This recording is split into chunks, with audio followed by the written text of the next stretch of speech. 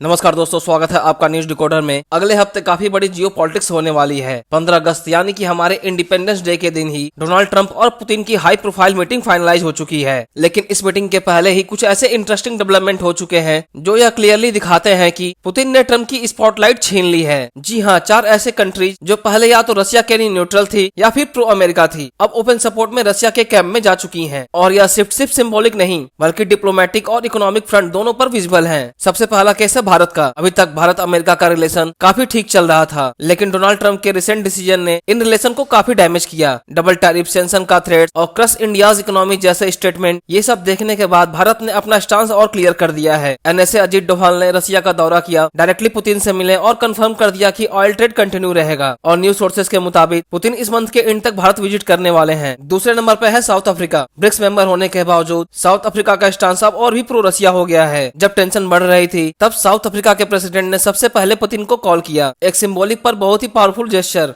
America openly criticize कर रहा था, लेकिन साउथ अफ्रीका अपने पोजीशन से नहीं हिला। तीसरा है यूनाइटेड अरब एमिरेट्स। यह पहले ज्यादा ओपनली रशिया के सपोर्ट में नहीं आता था, लेकिन अब सिचुएशन बदल गई है। वार के बाद से यूएई रशिया ट्रेड डबल हो चुका है, जबकि यूएई खुद ऑयल रिच कंट्री है और रशिया से डायरेक्टली ऑयल नहीं खरीदता। फाइनेंशियल सेक्टर में तो यूएई एक सेफ हेवन बन चुका है रशियन कैपिटल के लिए। और ब्रिक्स में यूएई की एंट्री भी हो चुकी है। रिसेंट विजिट में यूएई के प्रेसिडेंट शेख मोहम्मद बिन जायद मॉस्को गए, पुतिन से मिले और कॉर्पोरेशन और ट्रेड को एक्सपेंड करने की बात की। बिल्कुल opposite of American demands to cut tie with Russia. और चौथा है मलेशिया। यहाँ तो एक कंप्लीट यू टर्न देखने को मिला। मलेशिया के किंग ने रशिया की विजिट की और यह पिछले 58 साल में पहली बार था। वहाँ उन्होंने ओपनली कहा कि we see Russia as a partner we can trust. यह एक क्लियर सिग्नल था कि मलेशिया अपना टिल्ट ब्रिक्स साइड की तरफ कर रहा है। पहले आसियान में फोकस था, लेकिन अब ब्रिक्स इंटरेस्टेड दिख रहा है। और यह भी रिपोर्ट हुआ है कि मलेशिया को ट्रंप के Thailand Cambodia cease fire claim से ज्यादा खुशी नहीं हुई और एक डिप्लोमेटिक रिफ्ट क्रिएट हो गई। इन शिफ्ट का डायरेक्ट इफेक्ट हुआ कि अमेरिका में ही पैनिक दिख रहा है। सेनेटर लिंडसे ग्राहम, जो सिर्फ 2 हफ्ते पहले ही कह रहे थे कि इंडिया की इकोनॉमी को क्रश कर देंगे,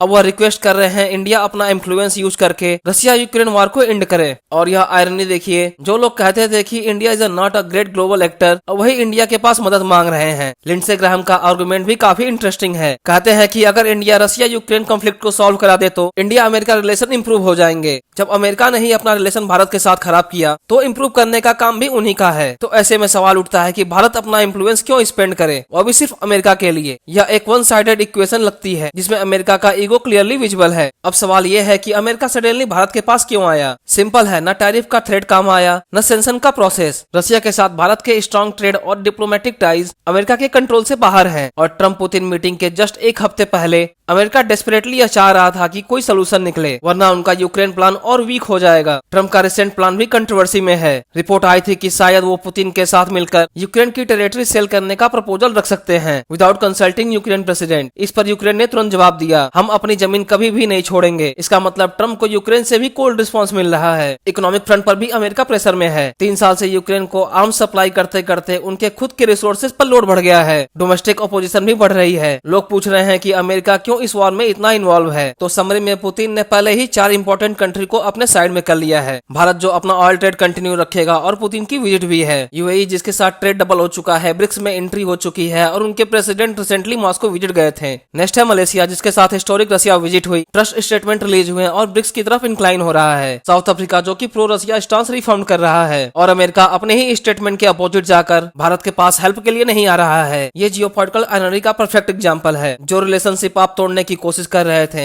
आज उसी के ऊपर डिपेंडेंट हो गए हैं। अगले हफ्ते 15 अगस्त सिर्फ भारत के लिए नहीं बल्कि ग्लोबल पॉलिटिक्स के लिए भी एक क्रूशियल डेट बनने वाला है। ट्रंप पुतिन मीटिंग से पहले और बाद में जियोपॉलिटिक्स काफी फास्ट पेस होने वाली है, इसीलिए डेवलपमेंट्स को काफी क्लोजली फॉलो करना जरूरी होगा। हालांकि अमेरिका के इस स्टांस पर आपका क्या मानना है, कमेंट करके हमें बताएं और इसी तरह के कंटेंट के लिए हमारे चैनल को सब्सक्राइब करें।